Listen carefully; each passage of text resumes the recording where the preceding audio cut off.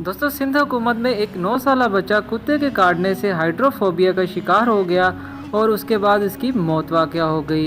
इस हवाले से इकरार और हसन शदीद बरहम नज़र आए, जो कि हुकूमत सिंध और हुकूमत पाकिस्तान के ख़िलाफ़ शर्म की बजाय सिंध के बुरज़ा ढाई और बेहयाई पर उतर आए हैं। खुदा की लानत हो झूठ बोलने वालों, करप्शन करने वालों और लोगों की ज़िंदगियों पर सियासत करने वालों पर। हर चीज़ छोड़कर सिंध में मरने वाले इस मासूम बच्चे का जवाब दें। एक लम्हे को भी जिंदा रहने की कोशिश नहीं करेगा जिसे अल्लाह ने कोई इख्तियार दिया हो, बजाय इसके कि ढिठाई से, बेहयाई से और बेगैरती से आप उन लोगों पर इल्जाम लगाना शुरू कर दें जो तनकीद कर रहे हैं। किसी शहर में चले जाएं, सिंध में किसी नगरी में चले जाएं, किसी बस्ती का रुख कर लें, किसी अस्पताल के अंदर चले जाएं, कोई डिस्पेंसरी देख लें, कोई स्कूल देख लें, क्या किया है पिछले कुछ वर्षों में हुकूमत सिंध ने, और जहां मौका मिला वहां उल्टा बेड़ा गर्क किया। कराची की मिसाल ले लें, लॉकडाउन के नाम पर जो भयानक सियासत खेली गई, शुरू में हमें भी लगता था कि बहुत अच्छा काम कर रही है, हमने अप्रिशिएट भी किया, ट्विटर का रिकॉर्ड मौजूद है, आप जाके देख सकते हैं कि सिंध हुकूमत की तमाम एफर्ट्स को अप्रिशिएट किया।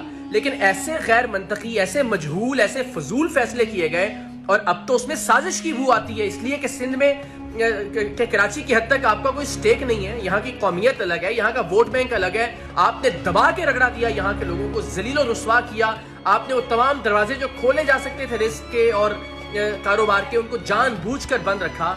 और अब तो ये भी लगता है कि ये बात ठीक साबित हो रही है किसी हद तक कि हुकूमत सिंध चाहती है कि ओवरऑल मुल्क की इकोनॉमी का बेड़ा गर्क हो, इमरान खान के जो 5 साल है मईशत के एतबार से बदतरीन हो और अल्टीमेटली मुल्क का खसारा हो। वक्ती तौर पे सिंध तो हमारा ही है, हमारे पास ही रहेगा।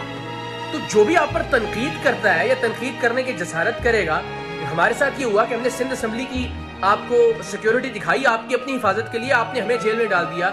खुदा का वास्ता है, इंसानियत के साथ जरा सोचना शुरू करें, थोड़ी सी शर्म पैदा करने की कोशिश करें और लोगों का सोचना शुरू करें। अपने महल्लात से बाहर निकलें, अपनी ऐशो इशरत से बाहर निकलें, बयानबाजी से बाहर निकलें और लोगों की मुश्किलात का एहसास करना शुरू करें। तब आपको अंदाजा होगा कि आप पर होने वाली तनकीद बिल्कुल ठीक है।